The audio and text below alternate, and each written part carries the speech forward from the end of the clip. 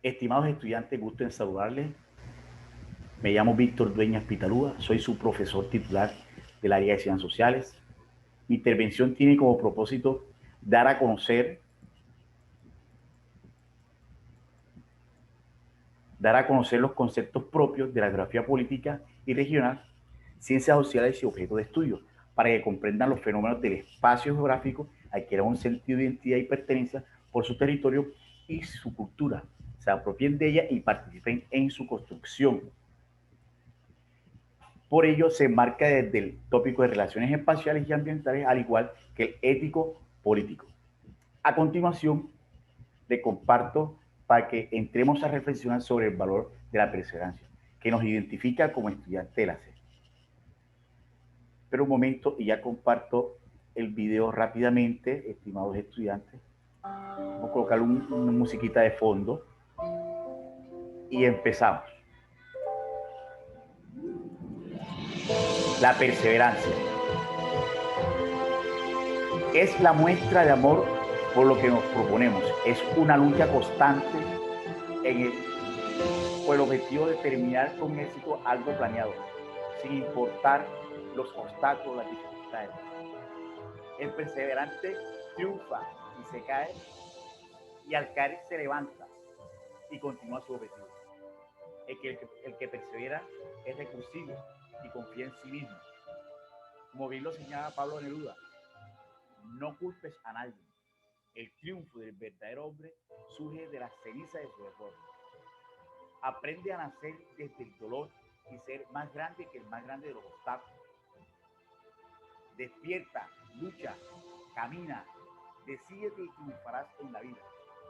Y termino con estas expresiones. Nunca pienses en la suerte, porque la suerte es el pretexto de los fracasados.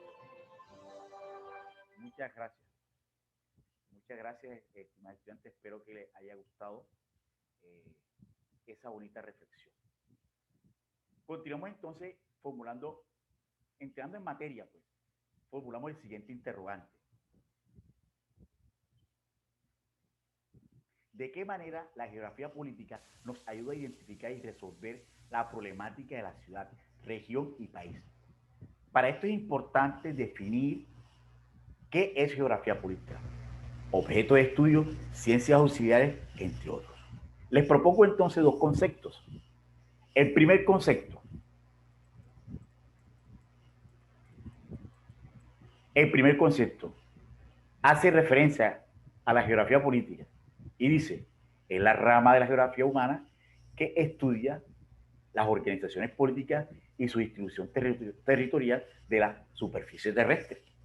El segundo concepto se dedica al estudio y comprensión de los conflictos, disputas, tensiones e intereses políticos que se generan en la producción espacial bajo una perspectiva histórica o de apropiación de determinados territorios dentro de un contexto local y global, e incluso en menores proporciones. Ahora bien, ahora bien, ¿cuál entonces es el objeto y las ciencias auxiliares de la geografía política? Entonces, ¿qué pasa ahí con eso? Que el objeto de estudio de la geografía política es bastante amplio. Hay que entender que es bastante amplio y complejo. Por ello, exige subdividirse en distintas ramas para su comprensión. Entre estas tenemos la geografía del poder, la geografía electoral, la geografía de la violencia y la geografía de los estados nacionales. Entonces veamos el primero. La geografía del poder busca identificar las relaciones que se producen entre las organizaciones políticas de la sociedad y el espacio geográfico. Un ejemplo de eso, el Estado colombiano, es decir, las transformaciones que ejerce el poder de los grandes capitalistas o las grandes multinacionales que expanden su poder, expropian a la gente de sus territorios, o ocupan los territorios de aquellos pueblos indígenas, ¿verdad? O nuestros ancestros, en la cual por el dominio y el control del territorio, muchas veces son expulsados de sus tierras. Y es allí donde entra ahí el tema del conflicto y el estudiar el análisis de la geografía del poder. Entonces, eso es algo que hay que tener en cuenta. La geografía electoral explica la participación de las comunidades a la hora de elegir gobernantes. En el caso nuestro, elegimos nuestro gobernante cada 4 años, como es los presidentes, alcaldes, gobernadores, en fin. La geografía de la violencia. La geografía de la violencia analiza las conformaciones de los grupos armados y su forma de conformación territorial e ideológica. Un ejemplo de eso es la conformación del grupo guerrillero La FARC, que surge en el año 1962 durante el gobierno de Guillermo León Valencia en el Frente Nacional. Como resultado de esta conformación del grupo guerrillero surge también el paramilitarismo. Muy bien. Entonces, eso es otro aspecto que hay que tener en cuenta. Ahora, la geografía de los estados nacionales estudia las organizaciones políticas de los estados, además analiza los conflictos que se pueden derivar del ejercicio del poder público. Un ejemplo de eso tenemos Portugal, Italia, México, Colombia, etc.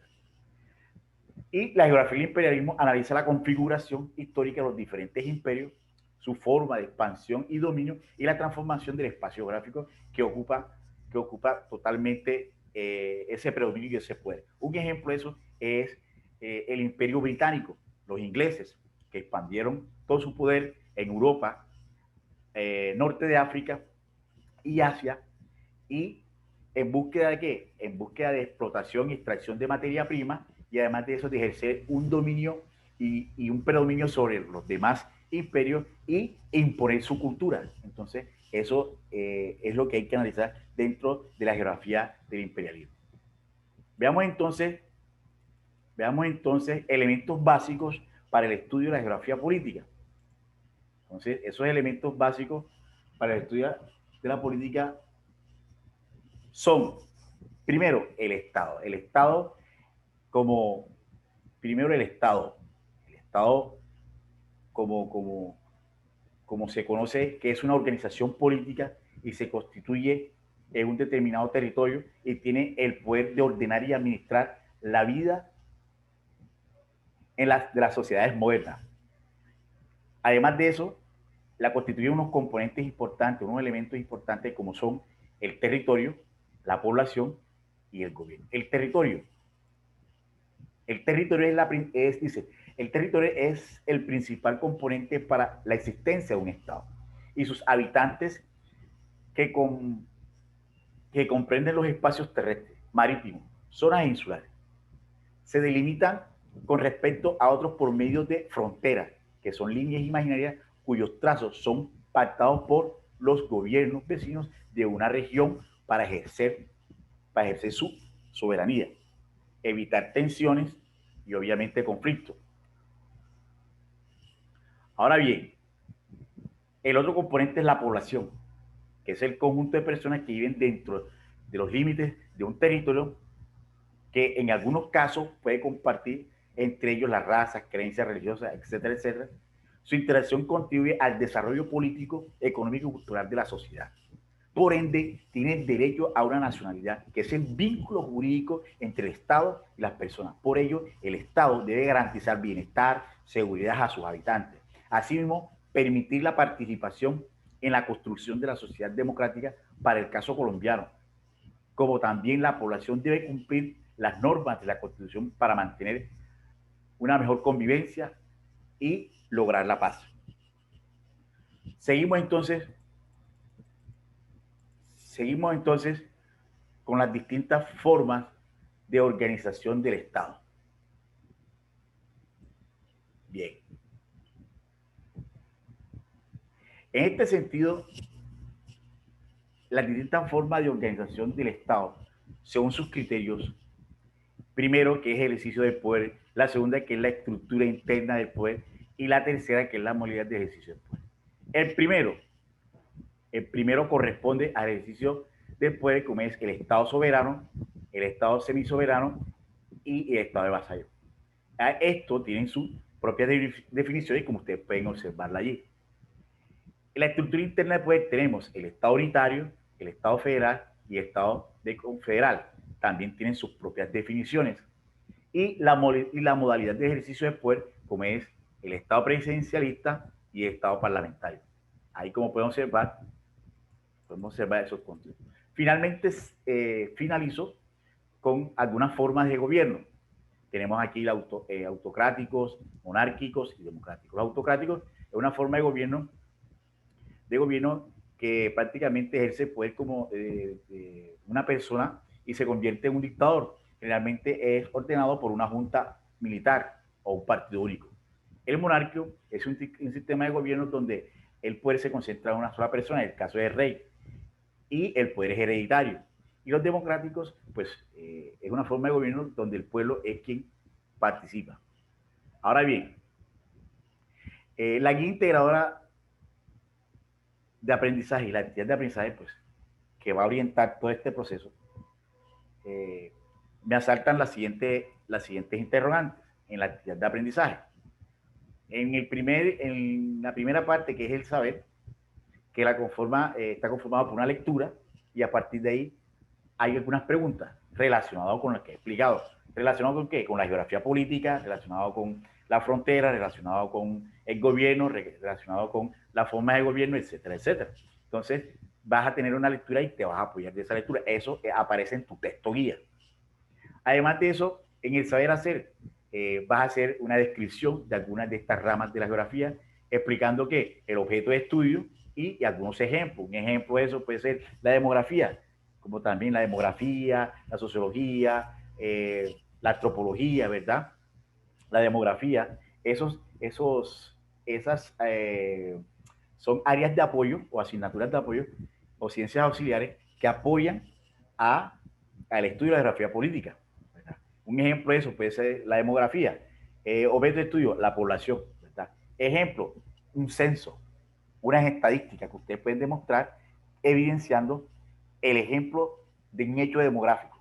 ¿Okay? Entonces, lo que se encarga de analizar la demografía, que es la población como tal y toda su dinámica. Finalmente, pues agradecerles por la participación y el apoyo y la atención de ustedes y que decirles que les deseo éxito en este 2021 y que Dios me lo bendiga a todos. Bye, los quiero mucho. Felicidades.